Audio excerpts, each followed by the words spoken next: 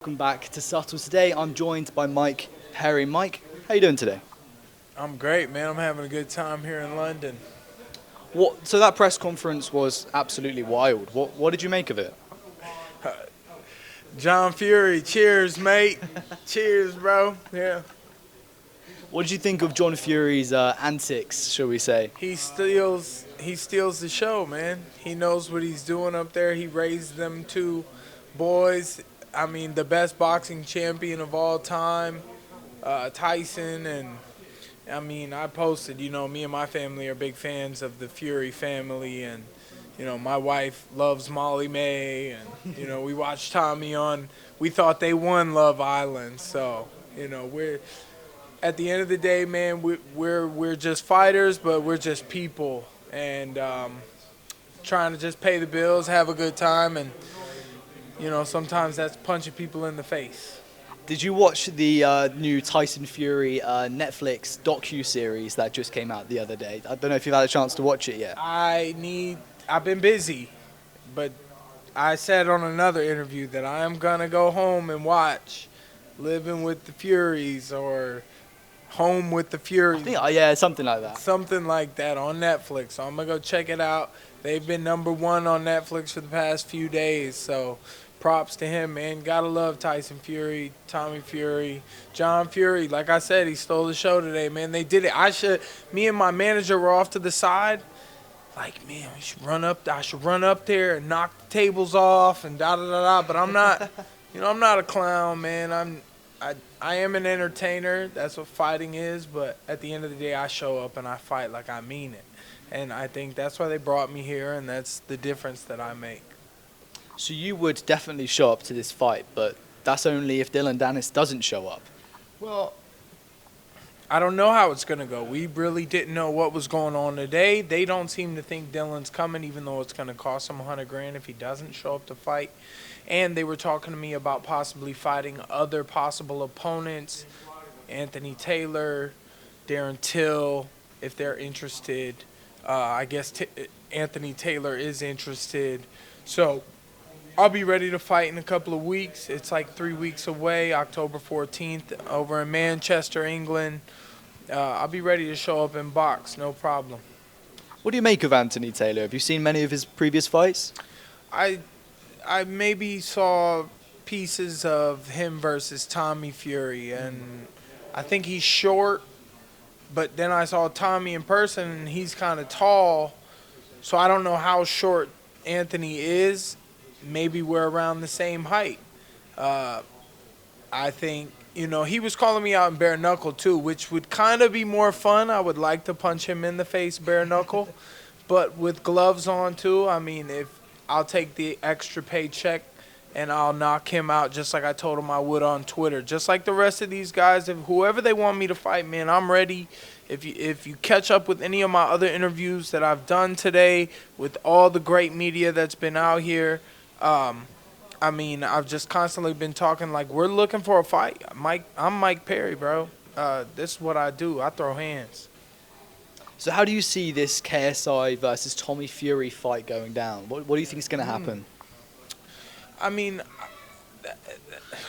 that's interesting. I mean, coming off of he elbowed that guy, and it's a DQ now, and can't believe they didn't call it a DQ that night, but, and I saw something somebody else said, like, never in my life, I think it was Jake Paul, he was like, in all the years I've been boxing, I've never accidentally just elbowed someone, when you're trying to land your fist. I feel like I've scraped my elbow on people in training, but that was kind of insane, so, but props to KSI for taking a win any way you can get it, man. If he just elbowed that guy, I mean, if he does that to Tommy Fury, I think Tommy Fury will be there still to fight him.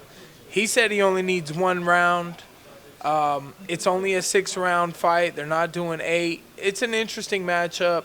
I think they'll put it all on the line for those 6 3-minute rounds. They'll be going for broke. It'll be a fun fight. KSI is fast, and he trains with MVP, who is a smart fighter. So I'm sure they're working on a game plan. But Tommy's going to have to pin him down in a corner and put a beating on him. What about Logan Paul versus Dillon Danis, today's co-main? What do you think that? How do you think that fight goes down? Everything is so up in the air because they seem to think Dillon's not coming. I'm like, why would he do all this and he's not coming to fight you? You know, you look at the face-off of me and Logan, and it's like you could tell my face has been in some battles. I just have this big boxer's face compared to Logan, who's been on camera his whole life. And I like Logan, and he's a good athlete. But fighting is a little different. It just, you know. But Dillon has only, had 2 Bellator fights, and he's mostly been talking. But he was in Conor's corner when Conor fought Khabib, who was supposed to be the greatest besides John Jones. And, you know, I want, and that's a missed paycheck for me unless I get a fight with someone else on the card. But I want Logan to be able to fight Dillon Danis on this because of everything Dillon Danis has been saying about Logan Paul's fiancés. I mean, that's a man that needs to fight for something. Logan Paul has something to fight for here, and maybe it's a fun fight that we all get to see. Do you think having Conor McGregor in his corner gives Dillon Danis kind of the edge in this fight? Do you think it has any benefit? Conor can box. He's savvy, man. And he's done incredible things in the sport that no one else has accomplished. He's brought things to combat sports that I don't know if anyone else will ever be able to emulate. Besides, you know, I feel like I could be the American Conor McGregor. I'm working on it. I'm building it up over time. But he built it up early, cutting weight to 145. He became this big thing. The Irish people, Ireland really got behind him. They showed up. They flew out to Vegas. I don't know, you know, if I can get the Americans to support me like that. Will they fly into London by the flocks? I don't think they will. They didn't for MVP, but who knows where it goes, man. Who knows where life goes? And all I know is I'm looking to be successful, whether it's bare knuckle or with the gloves on. Boxing, they wanted me to do Bradley Martin street fight, which would have been like MMA. I just have to stay ready for my challenges and opportunities out here, and I'm ready to beat these guys up, man. What do you think of Bradley Martin? Just my final question.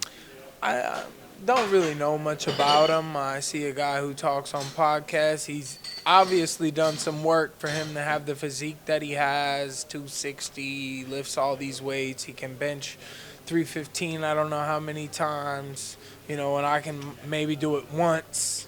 And, you know, it takes a lot of discipline to do that. I'm a businessman, you know, it's a weird entertainment business where they want to hear us talk shit about these people that we don't even know. I could say this, I could say that. You know what I could say about all these guys?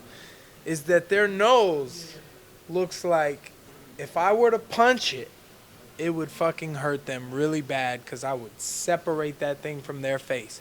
And mine has already been smashed in, and I'm used to it now, so. Mike, thank you so much for your time. I'll let you get on. Cheers, mate.